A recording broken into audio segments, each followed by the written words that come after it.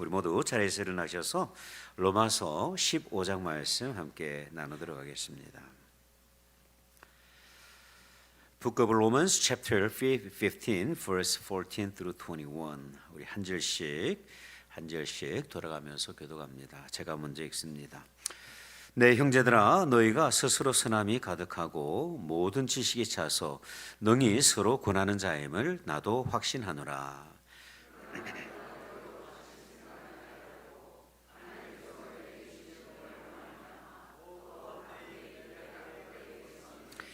이 은혜는 곧 나로 이방인을 위하여 그리스도의 예수의 일꾼이 되어 하나님의 복음의 제사장 직분을 하게 하사 이방인을 제물로 드리는 것이 성령 안에서 거룩하게 되어 받으실 만하게 하려 하심이라.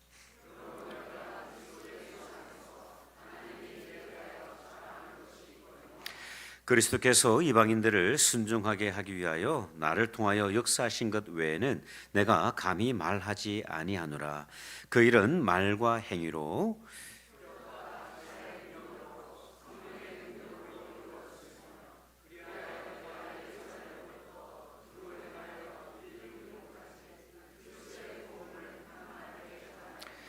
또 내가 그리스도의 이름을 부르는 곳에는 복음을 전하지 않기를 힘쓰노니 이는 남의 토 위에 건축하지 아니하려 함이라. 기록된 바 주의 소식을 받지 못한 자들이 볼 것이요 듣지 못한 자들이 깨달으리라 함과 같으니라. 아멘. 자리에 앉으시겠습니다. 얼마 전에 플로리다 한인 침례교회 목회자 가족 수련회가 있었습니다.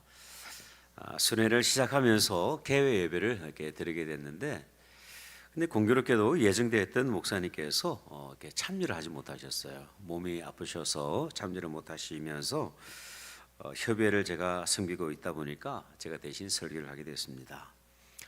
마음에 큰 부담이 되었습니다. 목사님들을 앉혀놓고 젊은 목사가 설교를 하려니 너무 부담이 되는 거예요. 특별히 대다수 목사님들은 사실은 교계에 원로들이셨기 때문에 너무 마음이 이렇게 부담이 되었습니다. 이미 40년, 50년 정도 목회를 하신 참 연륜이 깊으신 목사님들이셨는데 어떻게 설교를 해야 되나 참 난감할 때가 있었어요. 아마도 가장 어려운 설교가 목회자들을 대상으로 하는 설교가 아닐까 좀 생각이 되어집니다. 여러분, 오늘 본문의 상황이 어찌 보면 그러합니다. 사도 바울이 로마 교회를 향하여서 서신을 기록을 하면서 이런 기록을 남기고 있어요. 14절에 보니까 내 형제들아, 너희가 스스로 선함이 가득하고 모든 지식이 차서 능히 서로 권하는 자임을 나도 확신한다. 그렇게 얘기를 합니다. 사도 바울은요, 이 로마 교회 성도들이 얼마나 영적으로 성숙한 사람들이었는가를 너무나도 잘 알고 있었어요. 스스로 선함이 가득했다는 것을 보게 될 때 그들에게는요, 성도들에게는 자신들이 가지고 있는 그 믿음의 진실함을 증명하는 선한 행위가 있었던 것으로 보여집니다. 또한 모든 지식이 가득 찼다라는 것을 볼 때에 복음에 대한 충분한 깊은 이해가 있었던 것으로 보여져요. 뿐만 아니라 서로를 믿음으로 권하고 있다라는 표현을 보게 될 때 로마 교회 성도들이 얼마나 서로에게 선한 영향력을 끼치고 있었는가를 확인을 할 수가 있는 것이죠. 이런 성숙한 로마 교회를 향해서 서신을 기록하는 것은 바울에게 여전히 부담스러운 주제였던 것이죠. 여러분, 바울은 담대하게 서신을 기록을 합니다. 여기는 이유가 있어요. 15절을 보니까 그러나 내가 너희로 다시 생각나게 하려고 하나님께서 내게 주신 은혜로 말미암아 더욱 담대히 대략 너에게 썼다 기록을 합니다. 바울이 서신을 기록하는 이유는 하나님께서 자신에게 베푸신 그 은혜가 로마 교회 성도들에게도 통일하게 임하고 있음을 다시 한번 각인시키게 하기 위함이었던 것이죠. 고난과 핍박 가운데 있던 그들이 자칫 잘못하면 놓칠 수 있는 그 은혜를 다시 한번 기억하게 하고 싶고 또한 함께 공동체와 나누고 싶었던 것입니다. 그렇다면 여러분, 바울에게 주신 하나님의 은혜는 무엇이었을까요? 그 은혜는 로마 교회 성도들에게도 주셨고 오늘 이 아침에 하나님 앞에 예배하고 있는 저와 여러분들에게도 통일하게 해주셨는데요. 과연 그 은혜의 정체는 무엇일까요? 첫 번째 그 은혜의 정체는 우리를 부르신 하나님의 은혜입니다. 여러분, 우리 다 같이 16절의 말씀을 한번 읽어보죠. 시작. 이 은혜는 곧 나로 이방인을 위하여 그리스도 예수의 일꾼이 되어 하나님의 복음의 제사장 직분을 하게 하사 이방인을 제물로 드리는 것이 성령 안에서 거룩하게 되어 받으실 만하게 하려 하심이라. 아멘. 가장 먼저 바울은요, 죄인이었던 자신을 부르신 그 하나님의 은혜에 대해서 감격하며 고백하고 있는 것을 볼 수가 있어요. 여러분, 바울이 어떤 사람입니까? 바울이 어떤 인물이죠? 하나님께서 우리에게 보내신 독생자 예수 그리스도를 핍박했던 그런 인물입니다. 직접적으로 그분을 대적하지는 않았지만 예수를 믿고 따르는 수많은 그리스도인들을 죽이기 위해서 혈안이 되어 있던 그런 인물이었어요. 그리스도인들을 핍박한다는 것은 역설적으로 누구를 핍박하는 것일까요? 예수 그리스도를 핍박하는 것이죠. 이 모든 것을 바라보게 될 때에 바울은요, 은혜를 입기에는 차격미달이었던 인생인 거예요. 근데 여러분, 참 놀라운 사실은 뭐냐면 이해할 수 없는 은혜가 이 바울에게 임합니다. 하나님께서 바울을 선택하시는 거예요. 선택하셨어요. 이방인들에게 복음을 전하는 사역자로, 사명자로 세워주신 것입니다. 바울에게 있어서는요, 이 은혜는 말로 형용할 수 없는 은혜예요. 그래서 사도 바울이 본문을 통해서 이렇게 고백을 하고 있는 거예요. 그리스도의 일꾼이 되어서 하나님의 복음의 제사장 직분을 감당하게 하셨다. 여러분, 구약 성경을 보면요, 이 제사장은 아무나 되는 것이 아니에요. 혈통적으로 반드시 레위 지파나 아론의 후손이 되어야만 했습니다. 이런 조건 외에도 신체적으로 아무런 결점이 없어야 이 제사장이 될 수가 있었던 거예요. 근데 하나님께서는 바울을 아무런 조건 없이 그리스도의 일꾼으로 복음의 제사장으로 불러주신 거예요. 이 부르심이 하나님의 전적인 은혜임을 사도 바울이 로마 교회를 향해서 고백하고 있는 거예요. 여러분, 저와 여러분도 마찬가지입니다. 우리가 자격이 있어서 하나님의 자녀가 된 것이 아닙니다. 우리가 자격이 있어서 이 거룩한 예배 가운데 참여하고 있는 것이 아니에요. 오직 하나님의 은혜입니다. 에베소서 2장 1절에서 5절의 말씀을 우리 다 같이 한번 읽어봅시다. 시작. 그는 허물과 죄로 죽었던 너희를 살리셨도다. 그때 너희는 그 가운데서 행하여 이 세상 풍조를 따르고 공중의 권세 잡은 자를 따랐으니 곧 지금 불순종의 아들들 가운데서 역사하는 영이라. 전에는 우리도 다 그 가운데서 우리 육체의 욕심을 따라 지내며 육체의 마음에 원하는 것을 하여 다른 이들과 같이 본질상 진노의 자녀였더니 긍휼이 풍성하신 하나님이 우리를 사랑하신 그 큰 사랑을 인하여 허물로 죽은 우리를 그리스도와 함께 살리셨고 너희는 그 은혜로 구원을 받은 것이라. 아멘. 우리가 하나님의 부르심을 입은 것은 전적인 하나님의 은혜와 희생입니다. 그리스도를 십자가에 죽이심으로 우리를 구원하셨고 우리를 살려주셨고 덤으로 저와 여러분을 하나님의 나라를 섬기는 종으로 불러주신 거예요. 우리 자신을 바라보면 때때로 초라하게 느껴질 때가 있습니다. 보잘것없이 느껴질 때가 있어요. 세상 사람들은 가진 것도 많은데 나는 별로 가진 것도 없고 뭐 외모가 뛰어난 것도 아니고 배경이 좋은 것도 아니고 인격이 훌륭해서 뭐 선한 영향을 끼치고 있는 그런 존재도 아니고 실수도 많은 그런 인생의 우리 모습인 것이죠.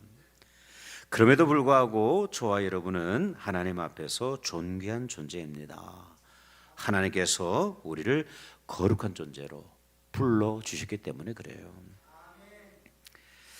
오래전에 제가 목회를 하던 어느 날 집사님 한 분이 제 목양실을 찾아오셨어요. 근데 들어오시는데 표정이 좋지를 않으셔요. 집사님 무슨 일 있으십니까? 그렇게 질문했더니 다짜고짜 이런 말씀하시더라고요. 목사님, 오늘 제가 목사님한테 좀 따질 것이 있습니다. 그래서요. 자초지종을 들어보니까 어떤 이렇게 일이 있었냐면 설교를 들으시던 가운데 집사님의 마음이 좀 상하셨던 거예요. 새해에는 소리 집사를 다시 뽑겠습니다라는 말에 화가 나신 거예요. 집사님의 입장이 어떤 거냐면 이미 나는 오래전에 교회로부터 집사 임명정도 받았는데 왜 내가 다시 집사로 임명이 되어야 됩니까? 서운한 거예요. 제가 집사님에게 자초지종 설명을 드렸어요. 집사님, 성경이 말하고 있는 안수 집사는 항존직이지만 소리 집사는 해마다 임명되는 임시직입니다.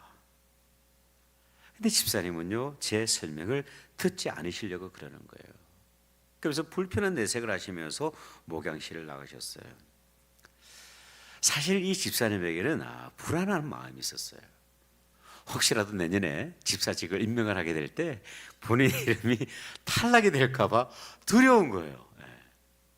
그래서 그 좀 다시 안 했으면 좋겠는데 이 집사 자격증이 서티피케이트 좀 이게 효력이 있으면 좋겠는데 하는 그런 마음이 있는 거예요. 집사님의 이야기를 들으면서 한편으로 좀 속상하기도 했지만 한편으로는 감사하는 마음이 있었습니다. 왜냐하면 그분에게는 적어도 이 집사의 직분이 너무나도 소중한 거예요. 포기할 수 없는 직분인 거예요. 여러분, 우리 시대 분위기를 보면 직분을 사모하는 사람이 그렇게 많지 않습니다. 혹시라도 교회가 나를 임명하면 어떻게 할까? 혹시라도 우리 아이들이 수련회 갔다가 목사로 선교사로 자원하겠다고 손들면 어떻게 하나? 여러분, 그런 분들 계시잖아요, 그죠? 근데 여러분, 하나님의 부르심은 참으로 거룩하고 구별되고 위대한 것입니다. 세상을 창조하신 그 하나님의 부르심을 받는 것은 정말로 위대한 일이에요. 그 하나님께서 우리를 부르신다는 것보다도 더 큰 은혜는 없습니다. 그래서 어떤 찬송신이요 이렇게 노래합니다. 부름받아 나서니 몸 어떻게 해요? 어디든지 가오리다. 주님께서 불러만 주신다면 어디든지 가겠습니다. 괴로워도 즐거워도 내가 주만 따라가겠습니다. 어느 누가 이 길을 막겠습니까? 죽음인들 이 길을 막을 수가 있겠습니까? 어느 누가 막을 수가 있겠습니까? 죽음인들 막겠습니까? 오늘 우리가 드리는 이 예배를 통하여서 우리를 부르신 그 하나님의 영광스러운 은혜를 기뻐하며 감격하는 은혜가 있으시기를 바랍니다. 두 번째, 우리를 통하여서 일하시는 하나님의 은혜입니다. 고린도후서 11장을 보면요, 사도 바울이 자신이 자랑할 수 있는 그런 여러 가지 내용들을 소개하는데 그 내용이 상당히 많아요. 혈통적으로 볼 때 유대인이었고 아브라함의 후손이었습니다. 타고날 때부터 금수저였던 거예요. 뿐만 아니라 그리스도의 일꾼으로 살아가게 될 때 겪었던 수많은 고난의 내용을 소개를 합니다. 옥에 갇히기도 하고 매도 수없이 맞고 여러 번 순교의 위기를 넘겼고 유대인들에게 40에 하나 감한 매를 맞았고 3번을 태장으로 맞고 1번은 돌로 맞고 3번 배가 파손당하고 일주일을 깊은 바다에서 지냈고 선교여행 중에 강의 위험과 강도의 위험과 동족의 위험과 이방인의 위험과 신의 위험과 광야의 위험과 바다의 위험과 거짓 형제들의 위험도 당했다, 그렇게 고백을 합니다. 뿐만 아니죠, 자지도 못하고 목마르고 여러 번 굶고 춥고 헐벗었다, 그렇게 고백을 합니다. 이 모든 고난은 그에게 자랑이 될 수가 있어요, 그렇죠? 마치 우리가 하나님의 나라를 섬기던 가운데 겪어야만 했던 그 고난이 때로는 우리 가운데 자랑거리가 될 수 있는 것처럼 동일한 그런 모습이죠. 근데 여러분, 사도 바울은 이어지는 본문을 통해서 이런 고백을 남깁니다. 17절, 18절 우리 다 같이 한번 읽어보죠. 시작. 그러므로 내가 그리스도 예수 안에서 하나님의 일에 대하여 자랑하는 것이 있거니와 그리스도께서 이방인들을 순종하게 하기 위하여 나를 통하여 역사하신 것 외에는 내가 감히 말하지 아니하노라. 아멘. 바울에게는 자랑거리가 있어요. 그 자랑거리는 지나온 삶의 여정 가운데, 사역의 여정 가운데 맺었던 그런 열매가 아니라 그 모든 열매를 나를 통해서 역사하신 하나님의 은혜를 노래하고 있는 거예요. 이 고백은요, 로마서의 고백만이 아니에요. 바울 쓰신 곳곳에서 그것이 나타나고 있는데, 고린도전서 15장 10절을 보니까 이렇게 기록이 됩니다. 그러나 내가 나 된 것은 하나님의 은혜로 된 것이니 내게 주신 그의 은혜가 헛되지 아니하여 내가 모든 사도보다 더 많이 수고하였으나 내가 한 것이 아니요 오직 나와 함께 하신 하나님의 은혜로라. 다른 모든 사도들보다 더 수고하고 땀 흘리고 눈물 흘리는 건 맞아요.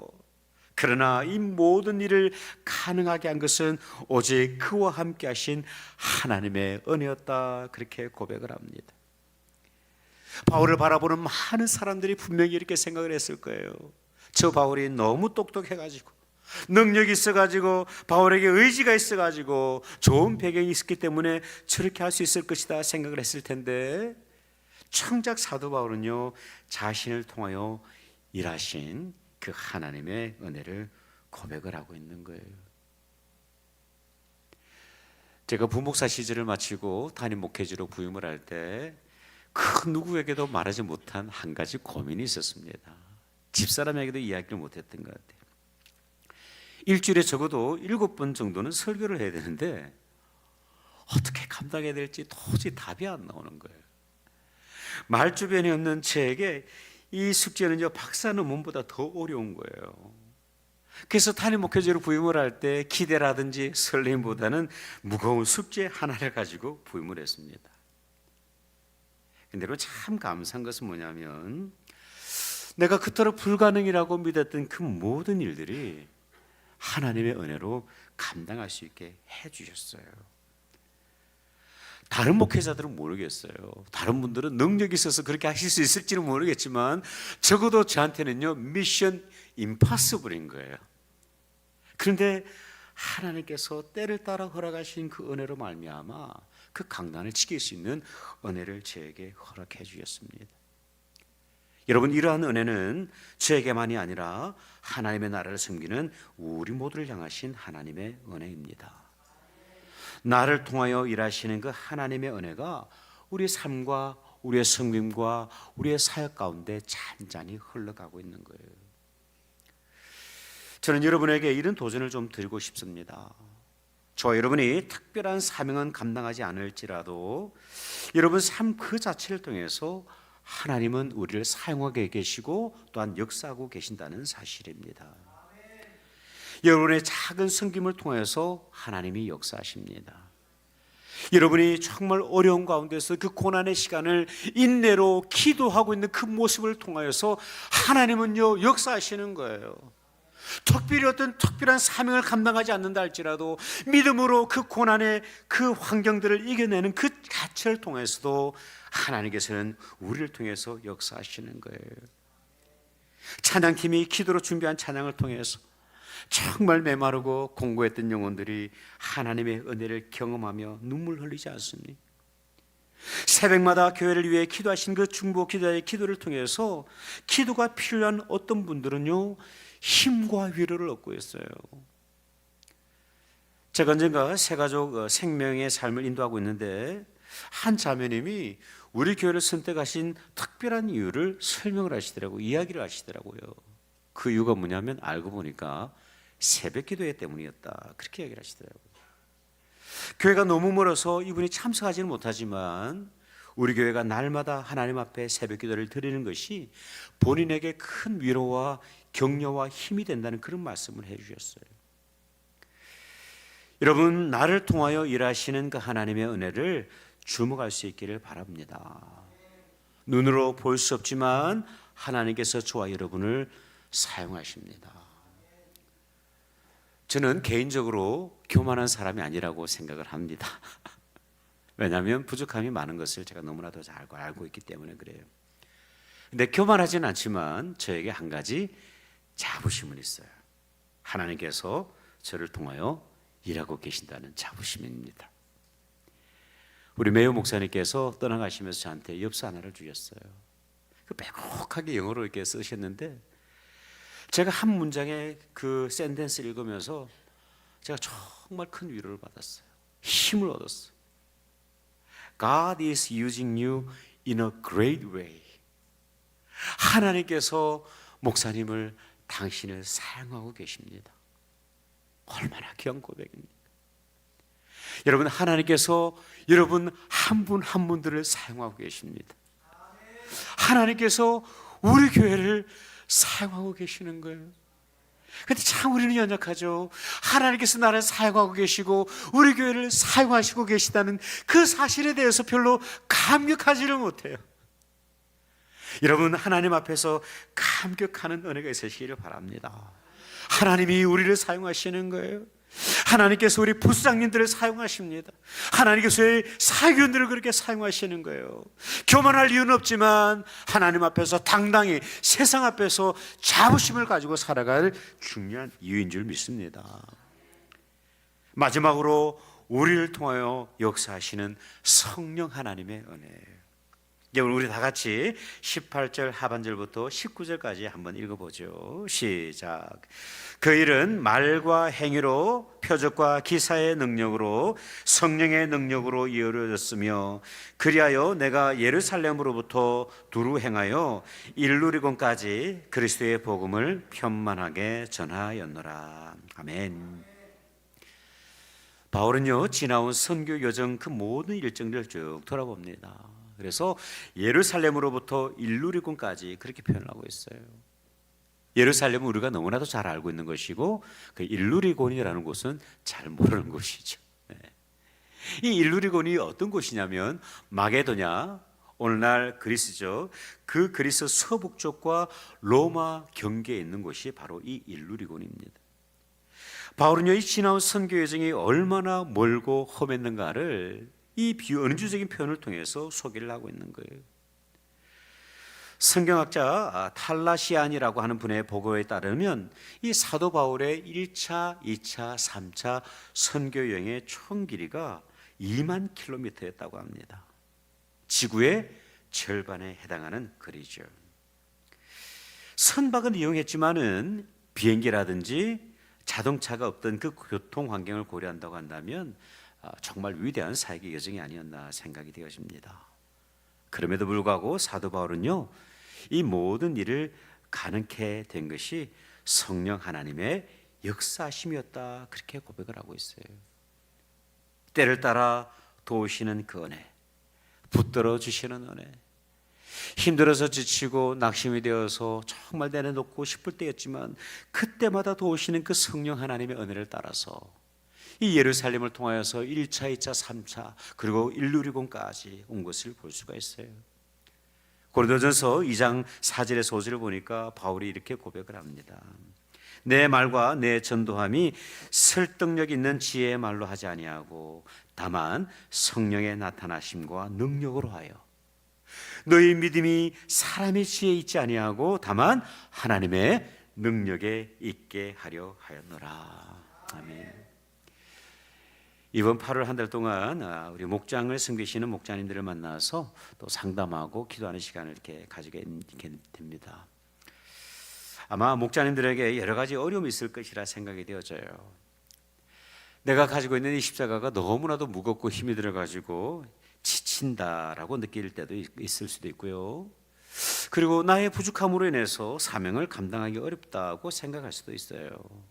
그래서 올해까지만 섬겨야지 생각하시는 분들이 있을 수 있는데, 네, 여러분, 우리가 끝까지 사명을 감당할 수 있는 이유가 있습니다. 그것은 우리가 십자가를 포기하지 않는 한, 이 십자가를 붙드는 한 성령 하나님께서 그 모든 여정을 끝까지 인도해 주시기 때문에 그래요. 어메이징 그레이스를 작사한 존 뉴턴 목사님이 이런 말씀을 하셨더라고요. 우리 신앙생활의 경험을 통해 반드시 발견하게 되는 세 가지의 놀라운 체험이 있습니다. 첫째는 내가 죄인이라는 발견이고, 둘째는 그럼에도 불구하고 하나님께서 나를 용서하신다는 사실이고, 셋째는 그런 나를 용서하실 뿐만 아니라 하나님께서 쓰시고자 하신다는 사실입니다.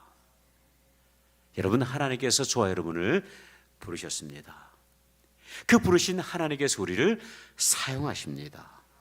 그리고 그 부르시고 사용하신 그 하나님께서 우리가 사명을 담당하는 그 끝날까지 함께 동행하고 계시는 것이죠. 이 은혜를 우리가 기억하며 다시 한번 부르심의 그 감격을 회복하는 저와 여러분, 우리 모든 공동체 되시기를 주님의 이름으로 축복합니다. 기도하겠습니다.